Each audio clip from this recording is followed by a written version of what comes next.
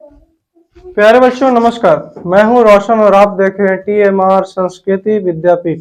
आज की इस क्लास में हम लोग एक्सरसाइज 9.1 का क्वेश्चन नंबर 3 को देख रहे हैं। इसके पहले 1, 2 दोनों का काम तमाम हो चुका है। जाइए और देखने मतलब सीखने का प्रयास करें। एक ठेकेदार बच्चों को खेलने के लिए एक पार्क में 2 फिसलन पट्टी लगाना चाहता है। अभी फिसलन पट्टी का है, स्कूल गए होंगे तो आपको झुलुआ झूलने के लिए ससरे वाला मिला होगा, है ना। ऊपर से सीढ़ी इधर से चढ़ते थे, है ना। जैसे मान ले कि ऐसे रहता था, इधर से सीढ़ी लग गया और इधर से ससर के नीचे या इधर से चढ़ते थे, फिर दौड़ के गए, फिर चढ़ के ससर के नीचे या। तो ये फिसलन पट्टी बनाने के लिए ठेकेदार को मिला है कि 5 साल से कम उम्र के रहेगा ना, तो उसके लिए एक ऐसी फिसलन पट्टी बनाना है जिसकी शिखर की ऊंचाई 1.5 मीटर हो। शिखर की ऊंचाई बोले तो ए माने सीढ़ी ऐसी लग जाएगा डायरेक्ट, बीच में कुछ नहीं रहेगा। तो ए वाला लंबाई 1.5 मीटर होना चाहिए ताकि बच्चा आसानी से चढ़ जाए, ससर के फिर इन्हें से घूम कर फिर ससर के ढीम ढीम, समझ रहे हैं ना। तो 1.5 मीटर वाला। और दूसरा जो 5 साल से ऊपर हो उसके लिए क्या बोलते हैं 3 मीटर वाला होना चाहिए।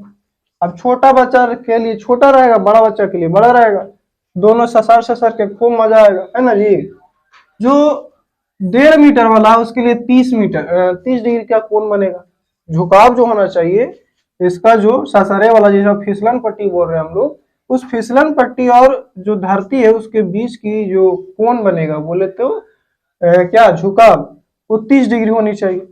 और जो बड़का वाला है उसका झुकाव 60 डिग्री होना चाहिए। तो ये ठेकेदार साहब को मिल गया है।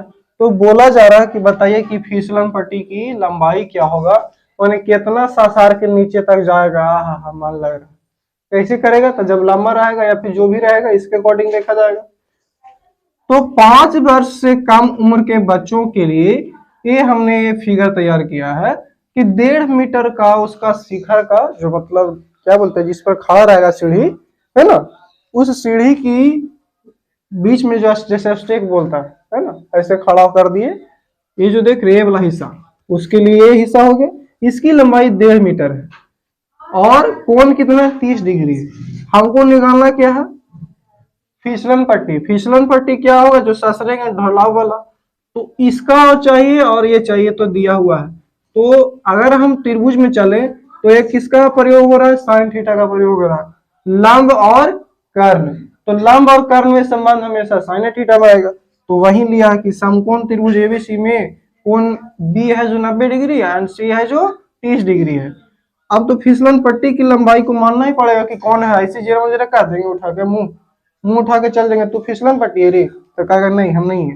तो कौन है, एसी को हम लोग फिसलन पट्टी बोल दिए। कौन है, फिसलन पट्टी। अब साइन थीटा वाला कौन सी होता है, ए बी बटा एसी होता नहीं, ए बी बटा एसी मतलब लंब बटा कर्ण होता। तो इस कोण के अनुसार ये लंब हो गया, ये हो गया एसी, कर्ण हो गया। तो इसीलिए ए बी बटा एसी हो गया। साइन 30 डिग्री का कोण यहाँ दिया गया, उन्नयन कोण बोले तो ये झुकाव सीधे बोल सकते हैं। तो साइन 30 का मान 1/2 1.5 बटा एसी। अब एसी का मान को निकालना है तो इधर क्या हो जाएगा, एसी इधर 1 से गुना किया तो एसी हो गया, और 2 गुना 1.5, 1.5 दूनी 3 होवे करता, पता है आपको। 1.5 मतलब 1.5। ऐसे भी अगर हटाइएगा तो कितना हुआ 10। अब 2 बचे कितना 10, 5 तिया के 15, है ना। तो तामझाम से अच्छा है कि 1.5 है। अच्छा 1.5 दूनी 3 होवे करता है। तो जो छोटकन रहेगा टेढ़वी किनार ओकरा लगे कुछ बनाया गया 3 मीटर के। कितना मीटर का, 3 मीटर। जो फिसलन पट्टी यहाँ दे माने सीधे बोले दुगना है कि नहीं है। यहाँ 1.5 है तो ये 2 गुना था ना, ससारते हैं। आज झूल रहे ससार के नीचे, फिर घूम के गया फिर ससार। अब तो रास्ते से गिरा था, नाक मुँह झाड़ लेगा। ये गया डीम, नाक टूट गया। तो इसके लिए व्यवस्था कर रही था ना जी। तो इसका दुगना कितना 1.5 मीटर है, तो ये कितना 3 मीटर।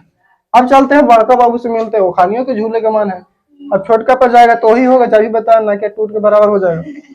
तो 5 वर्ष से अधिक उम्र वाले के बच्चों के लिए हम लोग PQR का सहारा लिए हैं। किसका सहारा लिए हैं, PQR।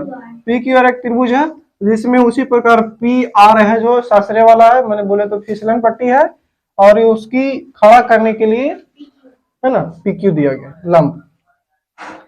इसके लिए जो कोण है 60 डिग्री है, और पी क्यू आर यानी कि ए जो क्यू का मान है 90 डिग्री है, और साथ ही साथ पी क्यू का मान दिया हुआ है 3 मीटर।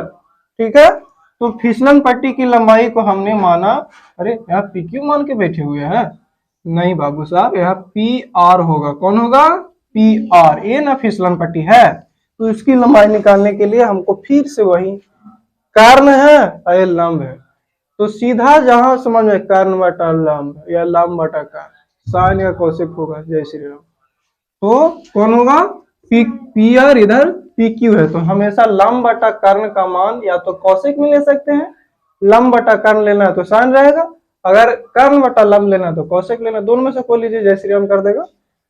तो फिसलन पट्टी का मान कितना? पी आर है ना, तो साइन थीटा वाला जान में करते हैं कि लंब बटा कर्ण होता है, तो लंब कोण के अनुसार लंब ये हो गया पी क्यू, और जो कर्ण जिंदाबाद तो है ये, उसको कोई बदल ही नहीं सकता, लक्ष्मण रेखा, तो पी क्यू बटा पी आर हो गया।